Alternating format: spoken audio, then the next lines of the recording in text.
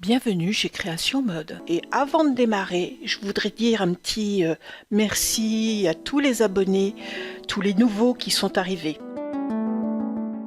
Passons aux choses sérieuses. Nous allons faire la manche tailleur. Donc pour ce faire, j'ai besoin d'informations. L'écartement de manchure pour la largeur de manche, la longueur de la manche, la hauteur de tête de manche. Cette technique est vraiment personnelle. Je l'ai mise au point et je sais qu'elle marche super bien, je l'ai testée en entreprise et donc je vous livre mon secret. Donc pour aller chercher l'écartement de manchure, il va falloir tracer des parallèles au-dessous de manche. Et donc ne tracez pas des lignes énormes mais suffisamment pour que vous puissiez avoir la possibilité par la suite de tracer ce qu'on appelle des tangentes à nos emmanchures. Alors moi je mets un point parce que pour créer une tangente avec ce logiciel, j'ai rien trouvé de mieux que de poser un point à partir de C20 à 1,5 cm, c'est-à-dire au plus fort de ma courbe. Donc pour vous ça sera peut-être pas 1,5 cm, peut-être plus ou peut-être moins, tout dépend en fait de l'arrondi que vous avez tracé. Je vais faire exactement la même chose pour l'emmanchure dos. Mais cette fois-ci, je vais chercher le point de tangente étant le point B11, qui sera en même temps notre point de carrure, et la partie la plus forte de notre arrondi.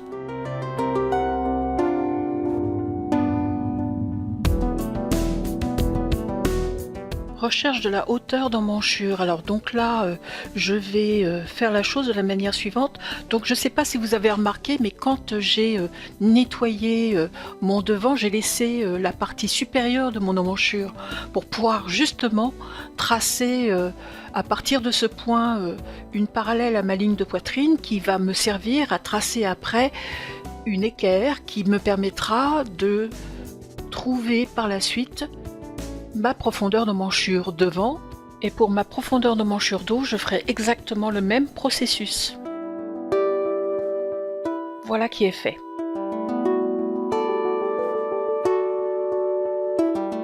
Donc on va changer de plan, on va aller chercher le dos, et on va recommencer la même opération.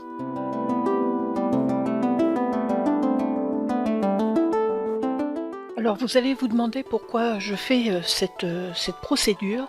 En fait, c'est tout simplement pour pouvoir après tracer mon milieu de manche, mais aussi trouver les informations de ce qui est la future hauteur tête de manche. Donc là, je vous mets à l'écran en fait ce que ça fait quand je le fais à plat de manière classique. Donc la partie qui est en rouge, c'est la partie que nous avons cherchée en créant donc nos profondeurs de manchure. Donc c'est le point B23, C42. C'est cette valeur que je vais diviser par 2. Cela va me permettre de trouver en fait le milieu de ma manche et en plus la couture de mon épaule quand elle est cousue. La partie jaune que vous voyez sur mon schéma représente en fait l'œuf de mon bras, épaule fermée, donc assemblée, cousue.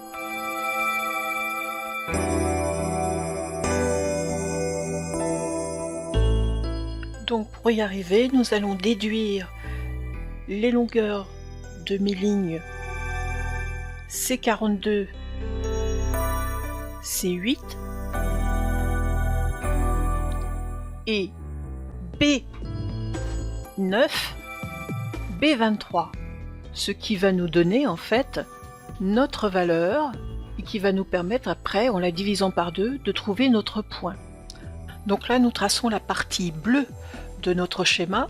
Nous allons donc prendre cette valeur et la déduire à notre profondeur d'emmanchure totale pour pouvoir après avoir la hauteur de tête de manche. Donc la partie jaune de notre dessin. Donc quand vous rentrez vos valeurs, démarrez par les paramètres dos, car autrement vous allez avoir du mal à poser votre point sur votre ligne. Moi j'ai eu beaucoup de mal, j'ai mis du temps à trouver le sens. Donc maintenant on a tous nos paramètres et on va pouvoir commencer à créer le plan de notre manche. Donc là vous allez dans Nouveau patron élément de patron, vous nommez votre pièce bien sûr patron. N'oubliez pas que sur le point D, vous allez rentrer les mêmes paramètres, c'est-à-dire 1,06 pour superposer tous vos plans. Voilà qui est fait. Et maintenant, nous allons partir du point D, donc sur la ligne milieu d'eau, et nous allons tracer une ligne de support qui va nous permettre d'aller chercher le point C44 qui va être le départ de notre manche. Voilà, donc pour ce faire, je prends la hauteur du bassin plus la hauteur de ma couture de côté, c'est-à-dire du point C5 au point C8, et j'ajoute la hauteur de ma tête de manche.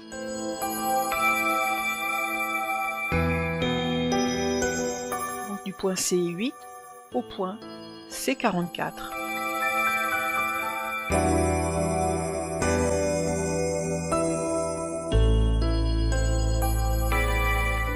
Puis je vais tracer une équerre qui va passer par le point C44, équerre que je vais faire de 50 cm, toujours la valeur de mon cadre de départ, et je vais le diviser par 2 et ajouter 1 cm pour obtenir toujours le même décalage que j'ai entre mon dos et mon devant.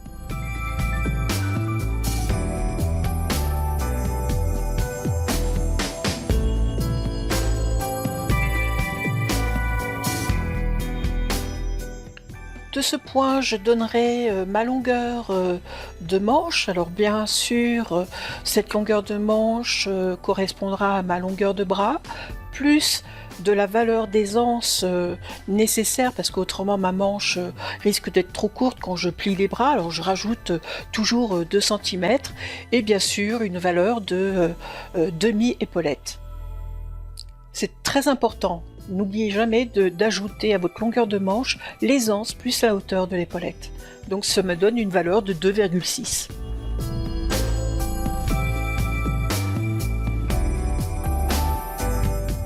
Là, nous allons tracer notre largeur de manche qui va correspondre à notre écartement de manchure dos et devant additionné, que je vais multiplier par 3, puis diviser par 2, de telle manière à avoir ma valeur de largeur de manche en entier. Donc je passe mes lignes en couleur et je vais, avec toujours le même outil point à distance, poser la formule suivante qui est donc C8 C40 plus B9 B21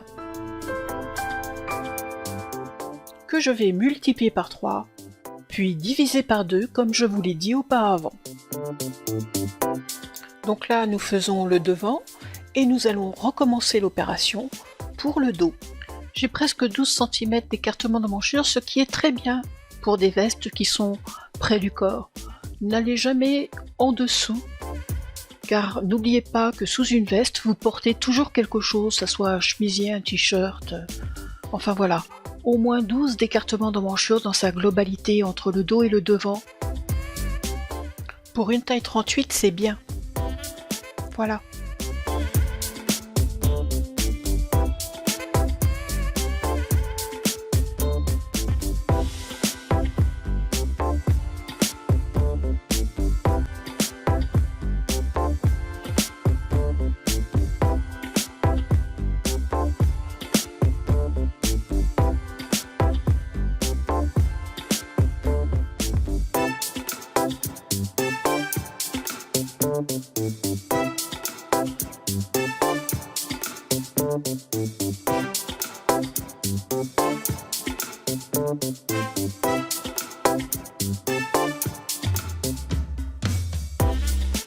Maintenant, nous allons tracer notre cadre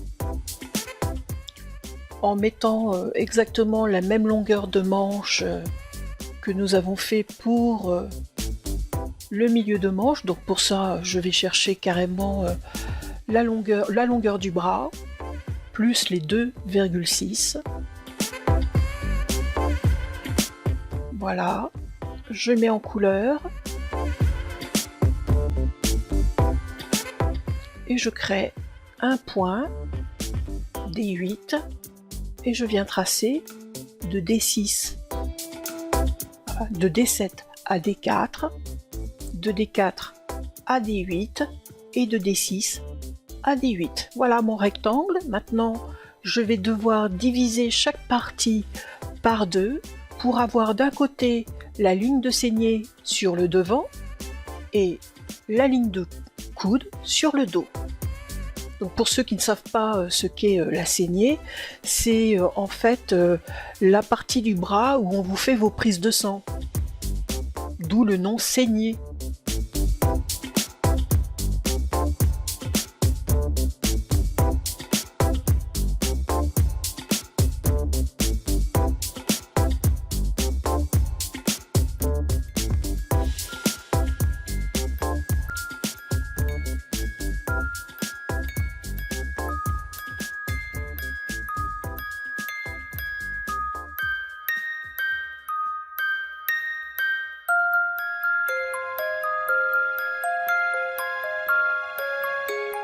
N'oubliez pas de mettre en couleur. Du point D5 au point D7, vous allez poser la valeur de notre hauteur de tête de manche, c'est-à-dire de C8 à C44. Recommencez la même chose du point D6 au point D12 et tracez votre ligne de dessous de bras de manche. Donc entre le point D5 et D13, vous aurez votre hauteur de tête de manche. Par la suite, il vous restera plus qu'à tracer la demi-tête de manche. Important cette ligne.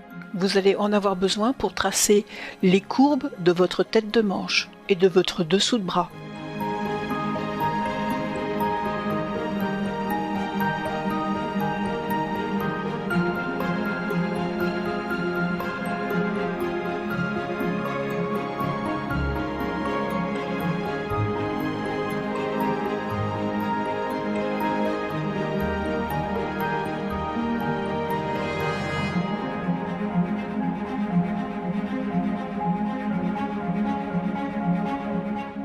Voilà, notre demi-tête de manche est tracée.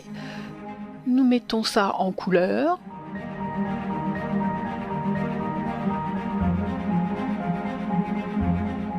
Et nous allons maintenant poser des points d'intersection, car nous allons en avoir besoin pour poser nos valeurs et tracer nos courbes.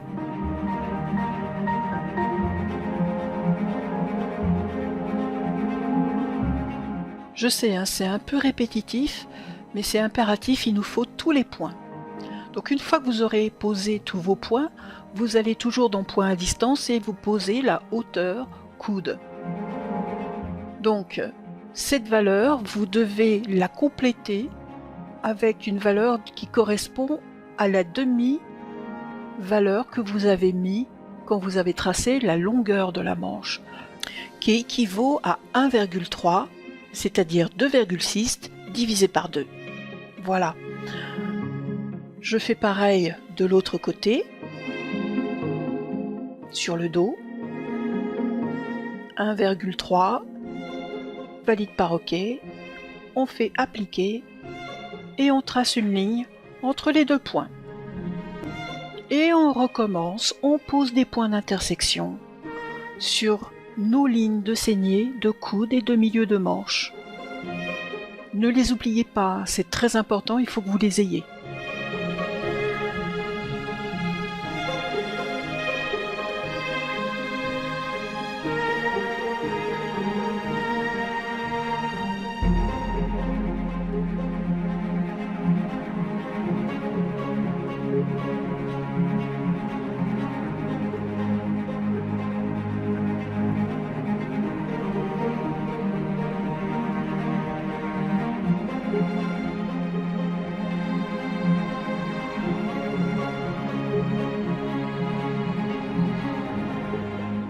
Voilà qui est fait. Donc maintenant, je vais passer, échanger de plan, je vais revenir sur mon devant, je vais créer un groupe et je vais cacher mon devant, de telle manière à avoir maintenant un plan net pour ma manche. Je fais pareil pour le dos, j'avais déjà créé mon groupe, j'ai plus qu'à cliquer sur le petit œil, et je reviens sur le plan de manche. Voilà. Donc maintenant, du point D19, D11, je vais diviser cette hauteur par 3 et je vais ajouter du point toujours D19 à D16 une valeur de 1,5. Alors c'est 1,5, c'est une valeur d'élargissement et une valeur aussi de passage pour la courbe dessous de bras au dos. Au point 14, quand vous tracez votre ligne, vous essayez de faire une petite platitude de peu près 1 cm, pas plus. D13, D17, là je creuse, c'est mon emmanchure devant, c'est toujours plus creux l'emmanchure devant. Du point D13, vous essayerez de me faire une platitude d'au moins 1 cm et demi.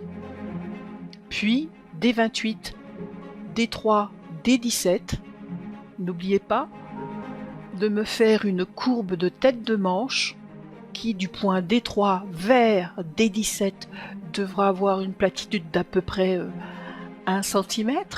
Au point D17, ne pas faire de bosse, et du côté dos au point D3, vous devrez avoir à peu près une platitude d'1 cm 5, à peu près, pas tout à fait. Et là aussi, je mets en couleur, j'applique. Ah, heureusement qu'il y a un CTRL Z.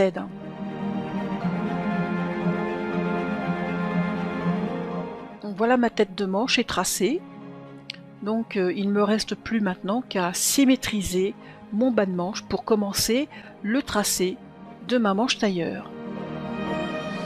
Donc vous allez dans Opération, vous sélectionnez l'outil de symétrie, vous sélectionnez la courbe D28, D14, puis vous symétrisez à partir du point D19 à l'horizontale pour avoir votre ligne de dessous de bras. Puis vous recommencez la même opération sur le devant.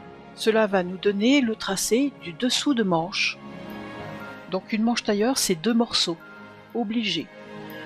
Donc de D26 à D13, je vais porter un point à 2,5 cm. Là, je construis en fait la ligne de saignée. De ces points, je vais élever des équerres qui vont croiser mes dessous d'emmanchure. Donc ces points à 2,5, plus ils sont rapprochés, plus je vois la ligne de saignée. Plus ils sont éloignés, moins je vois ma ligne de saignée, plus elle est cachée sous bras.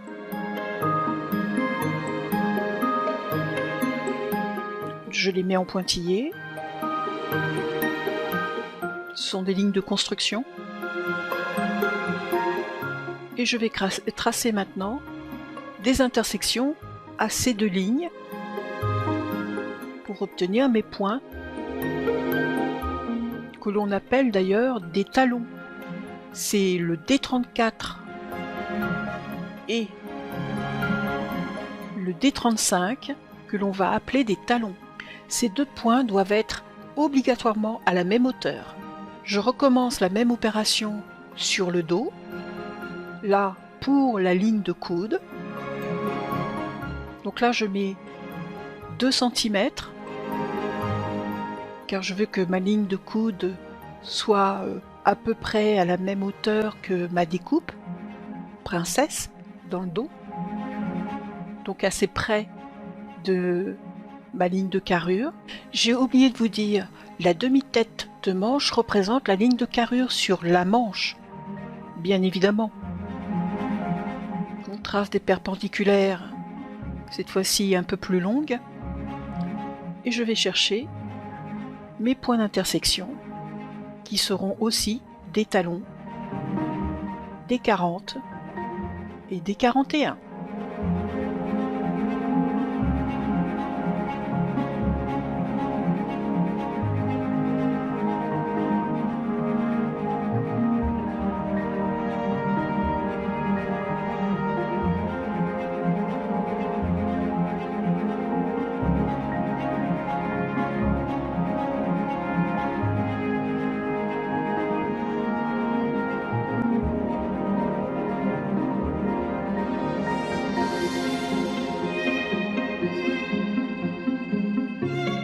Donc je vais passer maintenant à la hauteur coude, ligne de coude. À l'intersection de ma ligne de coude et de ma hauteur coude, je pose un point à 1 cm. De mon point d'intersection, je pose un autre point à 0,5. Alors je vais tracer maintenant mes lignes de coude du point D41 au point D43. Alors ces lignes en fait se représentent en fait l'arrière de mon bras. Vous savez, le triceps, en fait. Donc légèrement arrondi, de telle manière à respecter la ligne de mon bras. D40, D25, ou D40, 42. Voilà, un peu courbe, mais pas trop. C'est un muscle long que nous avons à l'arrière du bras. Nous mettons en couleur. Je vais utiliser 2 couleurs différentes pour que vous fassiez bien la différence entre le dessus de manche qui sera en bleu et le dessous de manche qui sera en rose.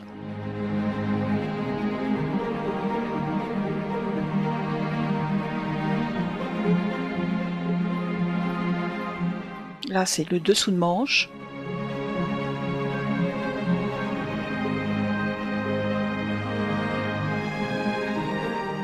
Nous allons tracer notre largeur de manche sur notre coude. Donc pour ce faire, nous allons utiliser le tour de coude plus 4 cm qui est égal à la valeur de l'élargissement de notre veste que nous avons portée, souvenez-vous, à la poitrine. C'était 2 cm pour le devant et 2 cm pour le dos, ce qui nous donne une valeur de 4 cm au total. Et nous ajoutons 2 cm supplémentaires pour pouvoir créer après notre décalage de couture de saignée. Là, nous portons une valeur de 5 cm qui correspond à ce que nous avons mis entre le point D30 et D31. Nous traçons une légère courbe. Là, nous sommes sur le biceps, c'est la ligne de saignée.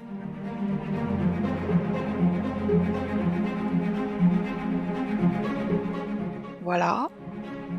Nous serons creux au point D45 et D44 et légèrement bombés vers le point D34 et D35. Nous posons nos couleurs et nous allons pouvoir glisser en bas de manche. Sur notre ligne de saignée au point D9, nous allons relever ce point de 2 cm. Alors pourquoi 2 cm? Parce que nous avons en fait un bras qui bascule vers l'avant et le bas de manche n'est pas perpendiculaire à notre ligne de milieu de manche à cause de ce balancement que nous avons de notre bras. Donc de part et d'autre de ce point, je viens créer en fait des perpendiculaires d'une valeur de 2,5 qui correspond toujours à ce que nous avons mis entre D34 et D35.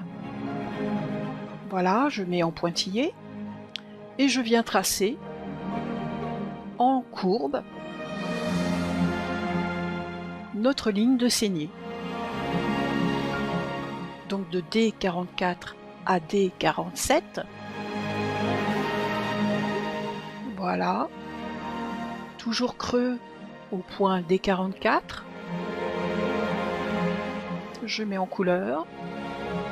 Et je recommence la même chose du point D45 au point D48. Nous allons pouvoir maintenant tracer aussi la largeur de notre bas de manche. Alors moi j'ai décidé de faire un bas de manche de 26 cm dans sa totalité. Donc je vais partir du point D47, passer par le point D4, ça c'est très important. 26 divisé par 2 plus 4 égale l'aisance poitrine. Et nous obtenons notre largeur de bas de manche pour le dessus de manche.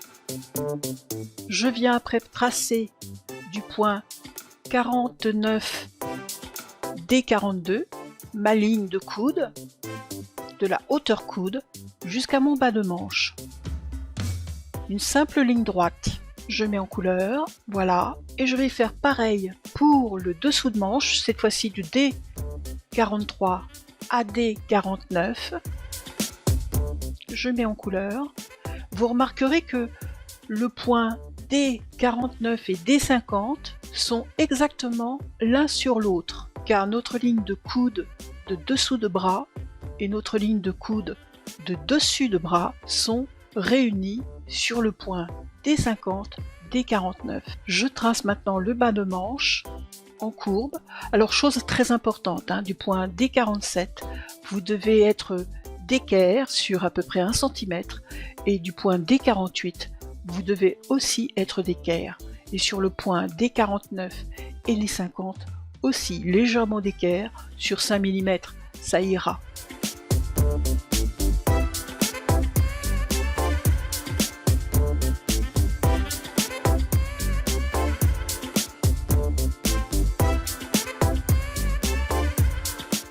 Voilà, notre manche est finie.